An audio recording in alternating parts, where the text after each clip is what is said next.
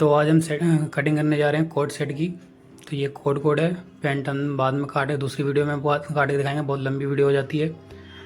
तो हमारी ये 4 फोल्ड है, 4 फोल्ड मैंने कर लिया है और इसके 36 की घेर है और 36 ही लंबाई है। अभी ये लंबाई निशान लगाने के बाद शोल्डर का निशान लगा लेते हैं और शोल्डर के बाद आर्म होल का निशान लगा लेंगे 6.5 पे। उसके बाद ये देख लेंगे कि चेस्ट कितनी आ रही है, 9 इंच के आसपास वही रख लेंगे 4 फोल्ड में। फिर 14 पे हम जाके एक जो कमर का निशान लगा लेंगे। 16 हमारी कमर है तो 16 पे वही चौथाई हिस्सा 8 होगा। उसके बाद निशान को हम थोड़ा डार्क कर लेते हैं। उसके बाद आर्म होल को 1 इंच जो है राउंड ले लेंगे और 1/2 इंच अंदर से राउंड लेंगे फ्रंट का। ये दोनों डार्क कर लेते हैं निशान को पहले। उसके बाद हम नीचे साइड में घेर ले लेते हैं, कमर के हिस्से से सीधा क्रॉस निशान लगा लेंगे जितना भी आ रहा है। उसके बाद देख लेंगे कितना हमारी 36 का ये आ रहा है 4 राउंड में। अब 1.5 इंच का हम मार्जिन ले लेंगे। मार्जिन लेने के बाद हम नीचे का भी एक देख लेंगे, नीचे 3 इंच करीब हम राउंड लेंगे जिससे घेर हमारा थोड़ा राउंड में आएगा। तो ये 3 इंच का निशान लगा के हम अब इसको कट कर लेते हैं। कट करने के बाद साइड वाइड का कट करके ये अब जो है मार्जिन उधर ही काटना है हमें। इसको हम पूरा कट करके इसका फ्रंट का हिस्सा बैक निकाल कर फ्रंट का काटेंगे हम, और जो मार्जिन का है वहाँ पे कुटका भी लगा देंगे एक निशान के लिए। अब बैक का पल्ला साइड करके हम सामने का जो 1/2 इंच का अंदर से हम जो राउंड लिया था उसका वो कट कर लेंगे।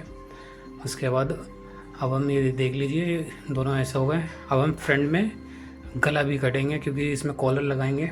तो गले के लिए हम एक ट्रायंगल लेंगे, तो 4 इंच के हम निशान एक लगा लेंगे और शोल्डर पे भी वो 2.5 इंच का निशान होगा। फिर इन दोनों निशान को मिला लेंगे और इसको हम कट कर लेंगे। अब ये हो गया। उसके बाद हम एक तावीज़ जो नीचे कुर्ते वाली तावीज़ बनती है वो हम 5 इंच का जो गैप ले लेंगे और 5 इंच का इसका बीच में कट कर देंगे एक। कट करने के बाद ये फ्रंट हमारा ये हो गया तैयार। अब इसको साइड रखते हैं। ये बैक हमारा है, ये फ्रंट का हो गया। उसके बाद हम कॉलर के और जो पट्टी लगाएंगे काज वाली उसको हम दोनों काट लेते हैं। तो इसको सीधा करके पूरा कट कर लेंगे, अलग कर लेंगे। उसके बाद इनको सीधा कर लेंगे। देखेंगे इसका हमें 1.5 इंच रखनी है तो उसी हिसाब से हमें मार्जिन लेके 3 इंच की चौड़ी पट्टी हम काट लेंगे। उसके बाद उसको सीधा करके पट्टी ये हमारी तावीज़ वाली है जो कुर्ते वाली लगती है, तो इसको ये पट्टी होगी वो। अब इस पर हम कॉलर चिपका लेंगे। तो कॉलर भी हम काट के दिखाएंगे। उससे पहले हम भी इसमें वो बाजू दिखा देते हैं कि बाजू कैसे कटेगी। तो बाजू का कपड़ा हम पहले 4 फोल्ड में रख लेंगे। उसके बाद ये अब हम अपनी लंबाई ले लेंगे, चौड़ाई देख लेंगे हमारे 8 की चौड़ाई आनी चाहिए और लंबाई जितनी हमारी स्लीव्स की है उतनी लंबाई ले लेंगे हम।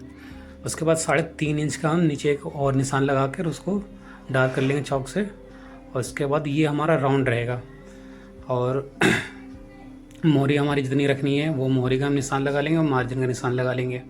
और यहाँ से साइड से 1 इंच के 1.5 इंच से हमें राउंड लेना है और उन दोनों राउंड्स को लेके उसको नीचे वहाँ जाके मिलाना है। यही हमारा आर्म होल का आ जाएगा। अब इसको हम कट कर लेते हैं, कट कर लेंगे इसे।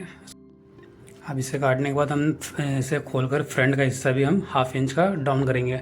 तो बीच का निशान लगाने के बाद उसको 1.5 इंच के आगे से हमें 1/2 इंच का अंदर से राउंड लेना है, ये 1/2 इंच का। तो अब ये बाजू की हो गई, कट गई। अब हम कॉलर को देख लेते हैं।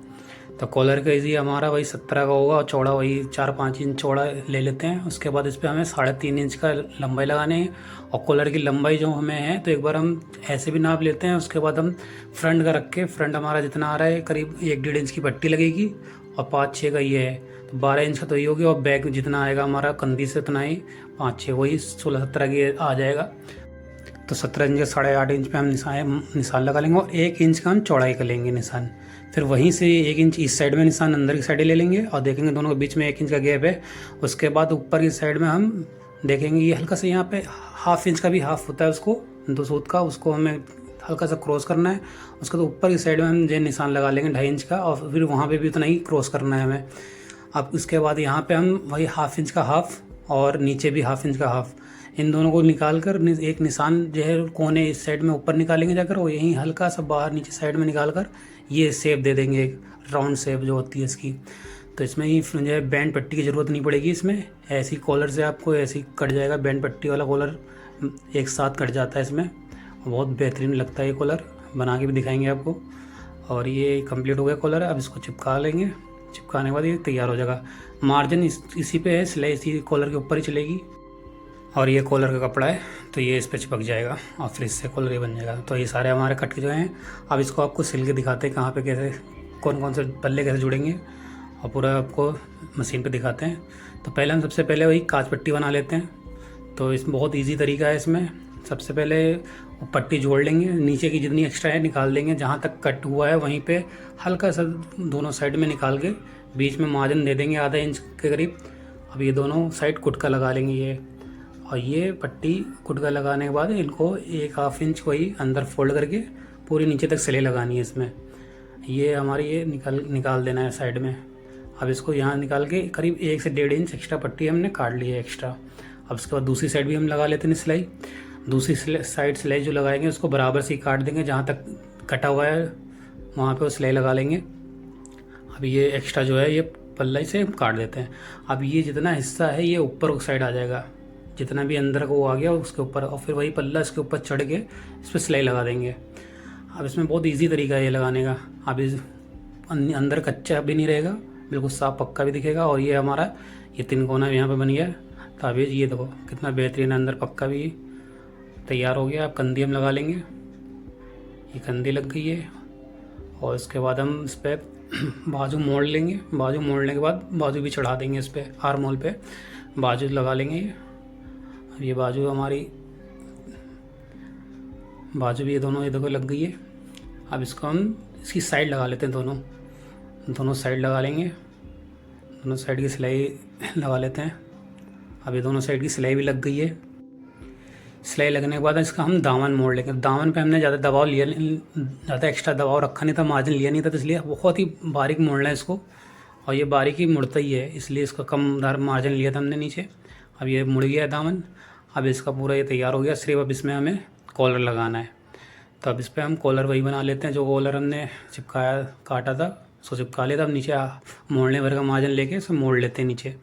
अब मुड़ गया है। अब इसको हम कच्चा कर लेंगे। तो कच्चा इसी पेस्टिंग के ऊपर ही एक दाब से हमें सिलाई लगानी है, इसी पेस्टिंग के ऊपर।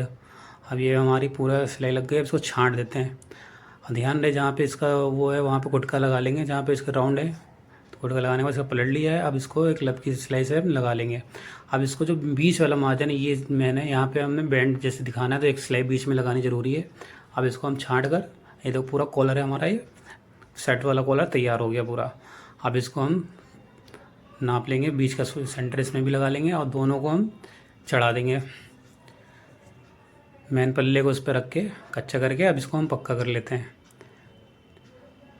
ये पक्का हो गया हमारा। अब ये देखिए कॉलर का बेहतरीन कॉलर लग गया इसमें, और ये पूरा तैयार हो गया है। आप भी इसको ईज़िली बना सकते हैं।